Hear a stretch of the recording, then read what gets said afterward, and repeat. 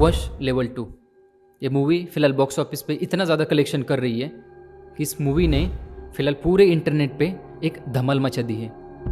Actually देखा जाए तो ये मूवी का जो कॉन्सेप्ट है, मतलब इस मूवी में जो पूरी कहानी दिखाई गई है एक वशीकरण को लेके। एक्चुअली वश लेवल 2 ये दूसरा पार्ट है।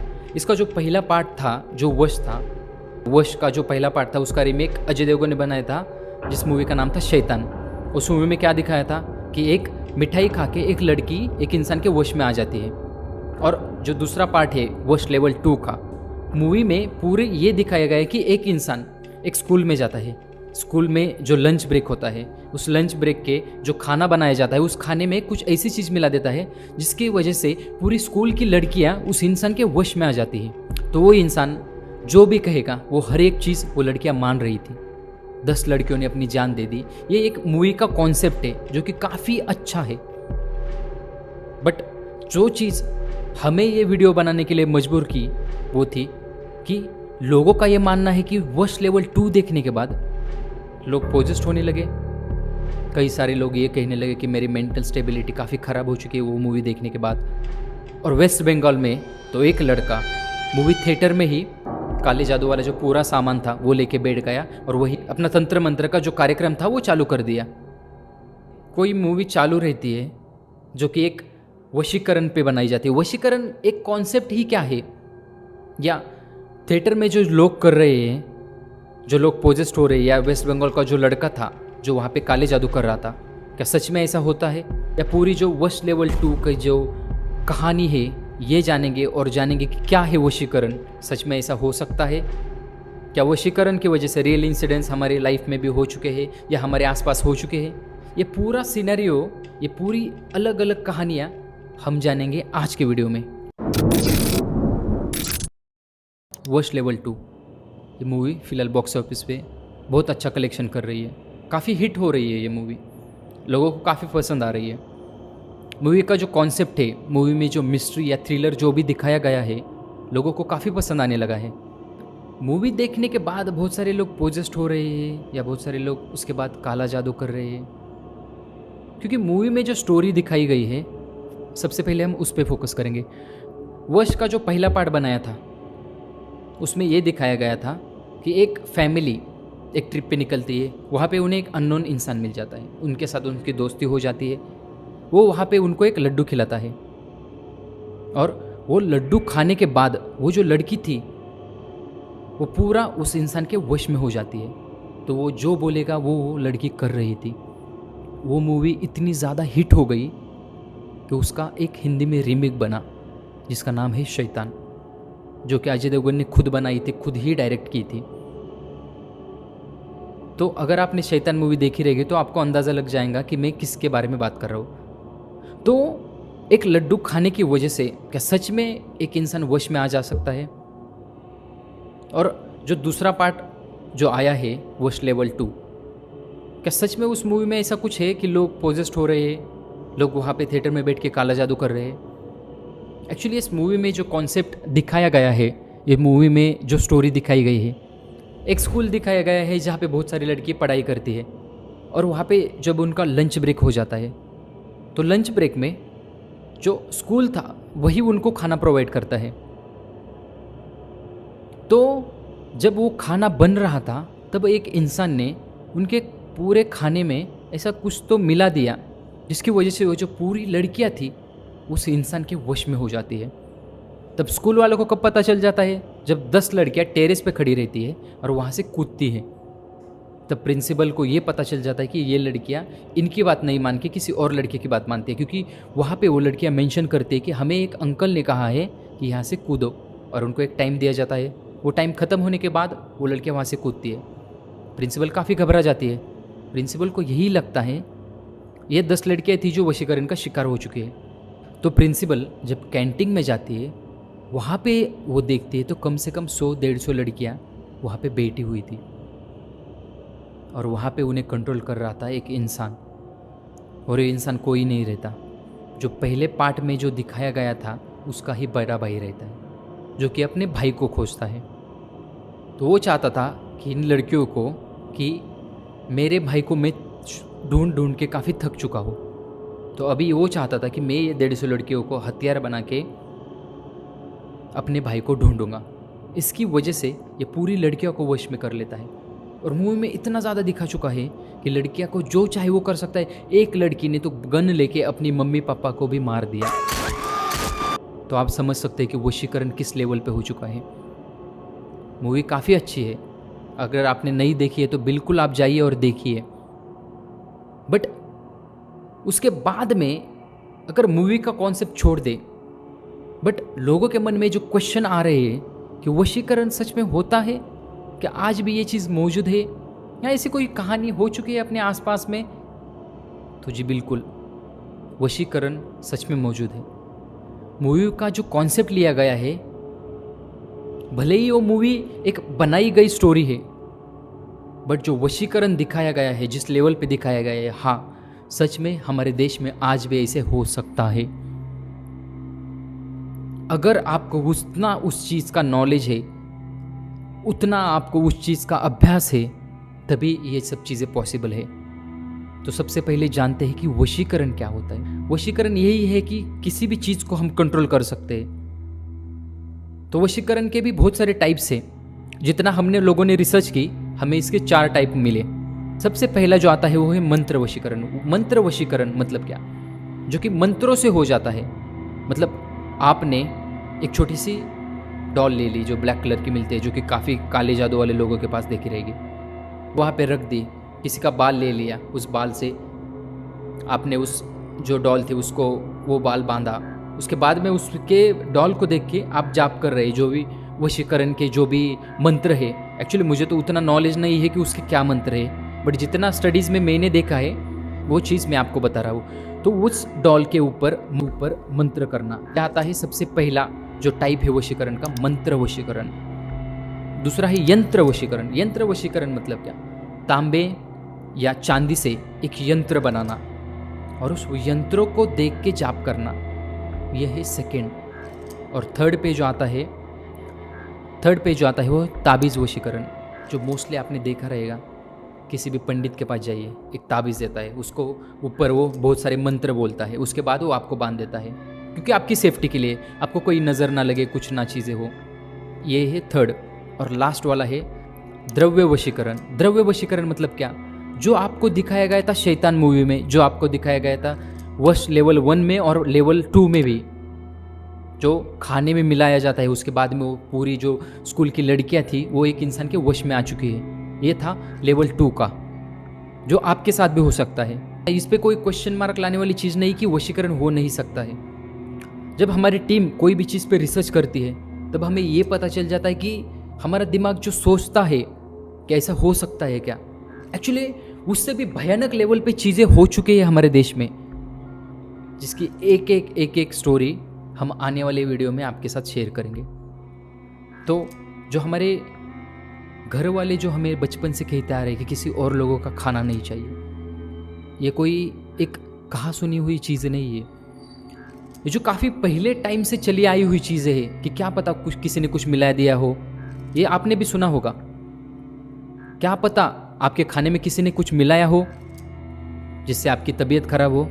जो मूवी देखने के बाद लोग बोल रहे कि हम पोजेस्ड हो गए, या जो यंत्र कर रहा है वो वेस्ट बंगाल का लड़का वहाँ पे मंत्र से जाप कर रहा है थिएटर में। एक्चुअली देखा जाएगा ना, तो इन सब चीज़ों पे मैं टिप्पणी बिल्कुल भी नहीं करना चाहता हूँ। कितने भी वीडियोस देख लो यूट्यूब पे, कितने भी पॉडकास्ट देख लो, काफ़ी ज्ञानी लोग यूट्यूब पे बैठे हैं जिनके कई सारे पॉडकास्ट मैंने भी खुद देखे हैं, बट ये सब चीज़ें असलियत में होना काफ़ी, उनका रेशियो अगर सोचा जाए तो काफ़ी कम है। हाँ, बट जो लोग कर रहे हैं फ़िलहाल में, वो तो एक प्रमोशन है, तो मोस्टली आप उन सब चीज़ों से थोड़ा सा दूर रहिए। हाँ, बट वशीकरण असलियत में होता है। अभी मैं आपके साथ एक स्टोरी शेयर करने वाला हूँ जो कि वशीकरण से ही रिलेटेड है। तो कैसी एक लड़की अपने बॉयफ्रेंड को अपने वश में कर लेती है, इसकी एक छोटी सी कहानी मैं आपको बता दूंगा। ये कहानी है हमारे ही देश के गुजरात की। गुजरात की एक लड़की जो कि पढ़ाई करने के लिए चली जाती है यूपी में, एक अच्छी यूनिवर्सिटी में वो अपना एडमिशन करती है। बैचलर्स के लिए वहाँ पे वो पढ़ाई करने जाती है। उसकी अगर फैमिली का बैकग्राउंड देखा जाए तो फैमिली एक बिजनेसमैन, उसके पापा जो थे एक बिजनेसमैन थे, काफ़ी अच्छे घर से वो बिलोंग करती थी। उस लड़की का नाम था दिव्या। वो पढ़ाई करने चली जाती है यूपी के एक बड़े यूनिवर्सिटी में। वहाँ पे उसकी दोस्ती हो जाती है एक लड़की से जिसका नाम था काजल। दिव्या और काजल दोनों काफ़ी अच्छे दोस्त बन गए। फिर आ जाता है एक लड़का जो कि एक गरीब घर से था, बट काफ़ी मेहनती था, काफ़ी टैलेंटेड था। जैसे ही कॉलेज का पहला सेमेस्टर ख़त्म हो जाता है उसमें वो टॉप कर जाता है। तो जो दिव्या थी वो एक एवरेज लुकिंग गर्ल थी जिसको राहुल से काफ़ी लगाव हो जाता है। बट जो राहुल था काफ़ी गरीब घर से आता था, वो वहाँ पे हॉस्टल में रहता था, पार्ट टाइम में डिलीवरी का जॉब कर रहा था। काफ़ी स्ट्रगल भरी लाइफ थी, बट इन सब चीज़ों से वो काफ़ी थक चुका था। उसे भी लेविश लाइफस्टाइल चाहिए थी क्योंकि दिव्या उसकी खुद की कार, अलग अपार्टमेंट में रह रही थी, अलग फ्लैट में रह रही थी। तो जो राहुल था उसको ये पता चल गया कि दिव्या काफ़ी अच्छे घर से बिलोंग करती है। जब करीबन इन दोनों की जब दोस्ती हो जाती है दिव्या और राहुल की, तो दिव्या राहुल के प्यार में पड़ जाती है क्योंकि राहुल एक intelligent, talented, good looking boy था और दिव्या जो कि एक एवरेज लुकिंग गर्ल थी, तो उसको अट्रैक्शन हो जाता है राहुल से। बट राहुल को क्या चाहिए था? राहुल को चाहिए था एक लेविश लाइफस्टाइल जो कि दिव्या ही उसे दे सकती थी। तो फिर दिव्या और राहुल की दोस्ती हो जाती है और दोनों एक दूसरे के काफ़ी करीब आने लगे। बट राहुल जो था उसको दिव्या नहीं चाहिए थी, उसको चाहिए था एक लेविश लाइफस्टाइल। राहुल जो था अपना जो डिलीवरी बॉय का जॉब छोड़ के दिव्या के साथ फ्लैट में शिफ्ट हो जाता है। जो फ्लैट का पूरा रेंट, इसका खाने पीने का खर्चा, हर एक चीज़ दिव्या उठा रही थी क्योंकि दिव्या को ऐसा लगा कि यही वो लड़का है जिसके साथ मैं अपनी पूरी ज़िंदगी बिता सकती हूँ। बट राहुल था, उसको सिर्फ यही चाहिए था कि कुछ भी करके ये 4 साल मैं अच्छी तरह बिताऊँ। तो धीरे धीरे ये लोग काफ़ी करीब आने लगे। इनका रिलेशनशिप काफ़ी अच्छा चल रहा था। 1 साल हो गए, 2 साल हो गए। बट जब भी दिव्या शादी की बात कर रही थी तो राहुल का एक ही कहना था कि मेरे घर वाले या मेरी मम्मी है, वो जहाँ पे बोलेंगी मैं वहीं पे शादी करूँगा। बट दिव्या वो चीज़ को उतना ज़्यादा सीरियस नहीं ले रही थी। दिव्या को लग रहा था कि ये मेरे साथ इतना ज़्यादा टाइम बिता रहा है, इसको भी मुझसे प्यार है, तो ये मुझसे ही शादी करेगा। तो जो राहुल जो बोल रहा है ये सब एक मजाक है, बट इसे पता नहीं था कि राहुल का जो इंटेंशन था वो क्या था। तो उसके बाद में जब लास्ट ईयर आ जाता है कॉलेज का, तब दिव्या अपने घर में बताती है। दिव्या की जो फैमिली थी वो काफ़ी ओपन माइंडेड थी, उनको राहुल से कुछ भी प्रॉब्लम नहीं था क्योंकि राहुल एक इंटेलिजेंट, कॉलेज में टॉपर, जिसका फ्यूचर काफ़ी अच्छा दिख रहा था। तो जो दिव्या के घर वाले थे उनका एक ही कहना था कि तुम पहले अपने लाइफ में खुद के पैरों पे खड़ी हो जाओ, खुद सेटल हो जाओ, उसके बाद ही तुम इन सब चीज़ों का डिसीजन ले सकती हो।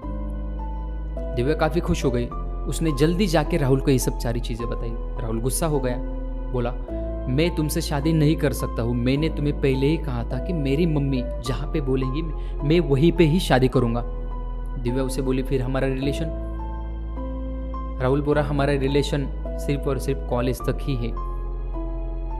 दिव्या को ये बात सुन के दिव्या काफ़ी घबरा गई। भाग के वो काजल के पास पहुंच गई, काजल को पूरी कहानी बता दी।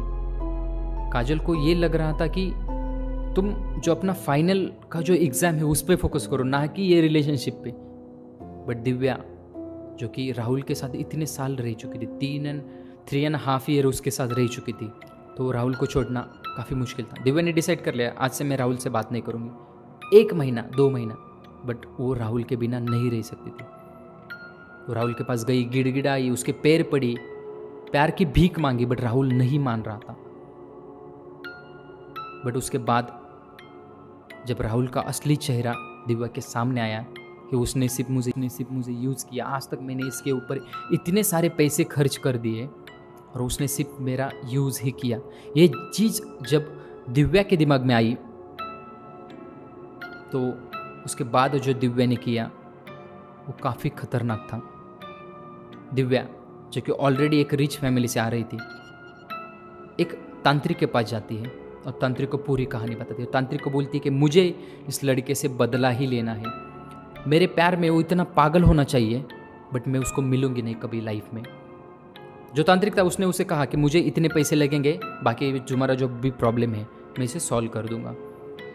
1 महीने बाद जो पूरा पॉकेट मनी था मंथली, वो सब कलेक्ट करके दिव्या तांत्रिक के पास पहुंच जाती है। तांत्रिक उसे एक चीज़ देता है और उसमें जो पीरियड्स का ब्लड उस चीज़ के साथ मिला के वो चीज़ तुम्हें राहुल को खिलानी है। उसके बाद राहुल वही करेगा जो तुम बोलोगी। तो उसके बाद में दिव्या वेट करती है अपने पीरियड्स का। उसके साथ साथ ही वो राहुल से थोड़ा सा बात करना चालू कर जाती है। तो राहुल को यही लगता है कि दिव्या मेरे बिना रह नहीं सकती, शायद वो फिर से मुझसे बात करने की कोशिश कर ली। अभी कॉलेज ख़त्म होने को 3-4 महीने, तो मैं इसके साथ आराम से रह लूँगा। एक बार कॉलेज ख़त्म, इसके बाद मैं अपने घर चला जाऊँगा, ये अपने घर। फिर उसके बाद राहुल दिव्या बात करते हैं।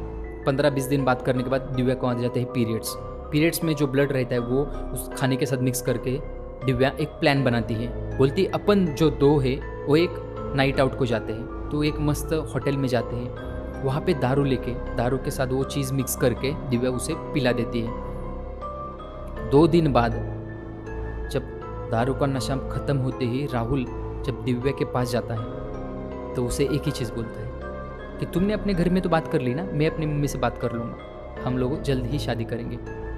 This is the first time Rahul ने खुद अपने मुंह से ये कहा था कि हम दोनों शादी करेंगे। दिव्या काफ़ी खुश हो गई। बट दिव्या, जिसको राहुल के साथ शादी नहीं करनी थी, क्योंकि उसको पता है जस्ट बिकॉज मैंने उसको ये वशीकरण की चीज़ पिलाई है इसलिए ये सब चीज़ें बोल रहा था। उसके बाद जो राहुल का बिहेवियर था काफ़ी चेंज होने लगा। जो लड़का अपने दोस्तों में 24 घंटे रह रहा था, उसके बाद रात को ही सिर्फ दिव्या को मिलने जाता था, क्योंकि वो दोनों सेम फ्लैट में रहते थे।